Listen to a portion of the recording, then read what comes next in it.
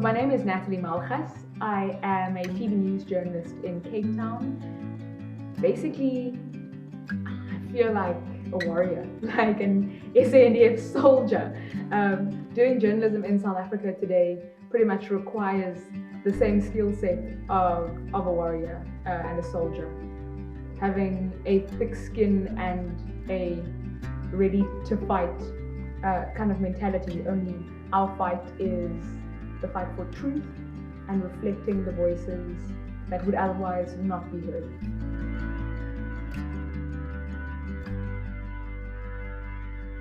I love radio, and anyone who's ever worked a day in radio will say, when that bug bites, that's where you want to be. And the bug had bitten. I thoroughly enjoyed it, but I figured I was reaching an age and a space in my career where something new was welcome. And jumping into TV was incredibly daunting. I don't use the word hate often in my life, but the first 6 months were tough. And I honestly felt like maybe this isn't for me. And I thought, I'm going to stick it out for at least a year. That would have been enough time for me to say, you've tried, you've at least attempted different kinds of stories, you found yourself in different kinds of scenarios. And that would have been enough for me to evaluate whether I want to be here longer than that. And I think after a year, big changes were happening in the country. The former president had stepped down, there's a new president in, there's this fresh air politically. And I thought, okay, that's pretty exciting. 2 sonas in 1 year, that's exciting. And there were a few things that same year. My first year in TV also fell in an election year. So I thought, okay, as long as I tick these 2 things, doing a sona on TV, doing elections for TV, that would be enough. After that, I can pack my suitcase and go do something else. And my suitcase has remained unpacked for a while because there's a thrill, there's an excitement, and at the end of it, it's still storytelling, just in a different medium. Every day I'm still learning. I don't ever want to kind of give the impression that I'm a master at what I do. I quite easily stand in the shadow of people I know are better than me. I have great mentors, and I've always throughout my career been privileged to share a newsroom with industry greats. And one name that I'm never shy to mention is that of Crystal Alderson. She's been that person for me pretty much throughout my career.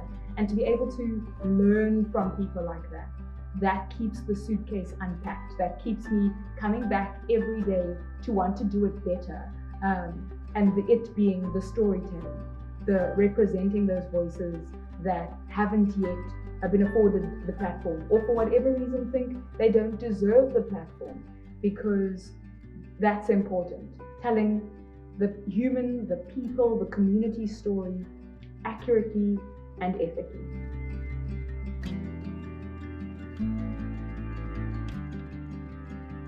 It's quite a novel space. There aren't too many people doing what we're doing. And leaving a conventional newsroom, a radio newsroom, jumping into TV and then having that extra layer of it not quite being the TV journalism that I maybe thought it would be going into it, that was a bit of an adjustment.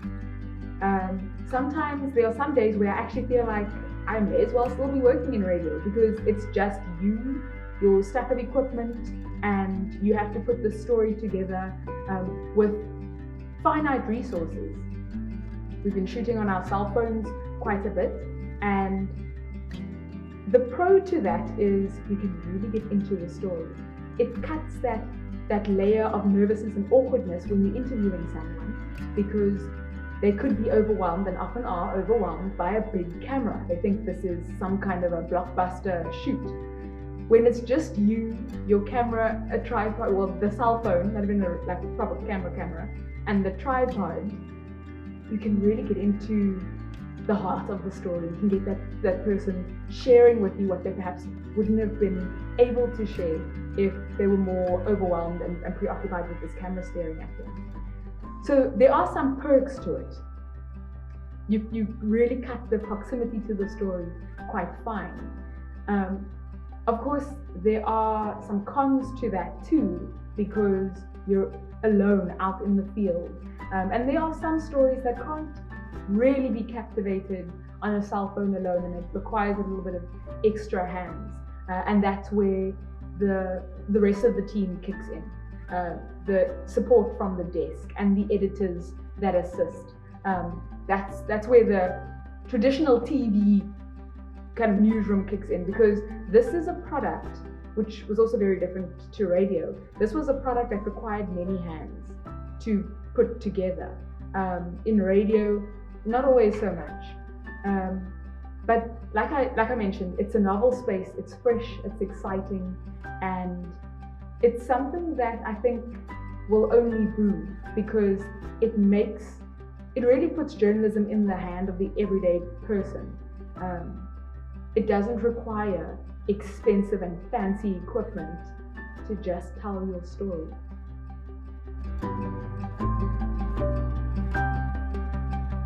Anytime something spectacular happens, whether that be protests or like now we find ourselves in something pretty spectacular and traumatic, the COVID pandemic, to be able to literally be at the front seat of history and capturing all of this play out, that is an incredible privilege, and I'm glad I'm able to say I've ticked that off my bucket list. The mentors that I have in my career still and on speed dial often are people who have experienced a different South Africa, a different Africa, and they often tell those stories of how things were, what they had to go through, and how different they are now compared to what they're experiencing now. My hope for the end of my career is that I can reflect a story as colorful and as textured, without necessarily putting something finite on a list to say I want to experience X. At this point in my career, I want to experience everything.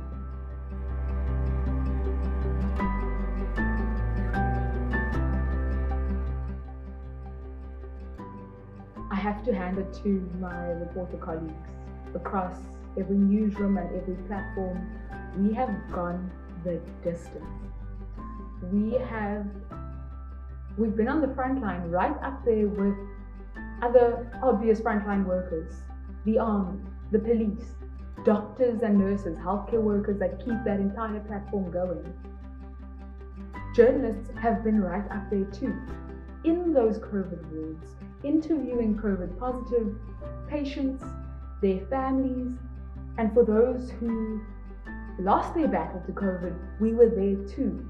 And at the end of the day, we took this job, we took maybe not as strong and obvious an oath as healthcare workers do, but we commit to telling the story ethically, and to be able to do the job and to do it well, while still balancing very real personal traumas, because many of us were affected by COVID, whether that meant we contracted it ourselves or lost relatives to the virus. We felt the impact of this pandemic, and still every day we showed up, every day we did the job, and not just tick the box kind of did the job. We went the distance with all the obstacles that were in place. Often it wasn't difficult accessing COVID wards. International media would come in and literally swoop into the wards that we had been battling for weeks to try and secure. That happens. And I guess it will continue to happen in different settings. But still, local reporters with their little recorders, with their cameras, with their cell phones, went there. I do have to reflect though on the colleagues that we've lost in doing this.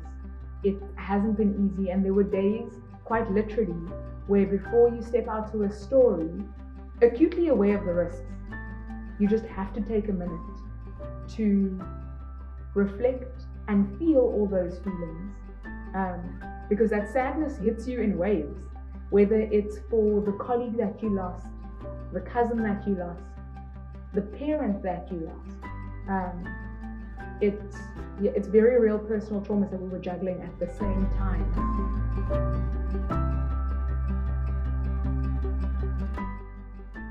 When I think of the word empowerment, it looks like me. Because I feel stronger for being in the same proximity as incredible women. I'll start with my mother. She is that woman. In a professional space, it's the likes of Anthea Fredericks, Crystal Alderson, Charlotte Kilbane. These are women I have had the privilege of being surrounded by, of working with them. I've had the privilege of watching them work. And I'm stronger for it. I am a better reporter for it. I am also a better human being, just a better person for coming from the line of incredible women I've come from, who represent strength to me, who have a warrior spirit that you can't buy or manufacture.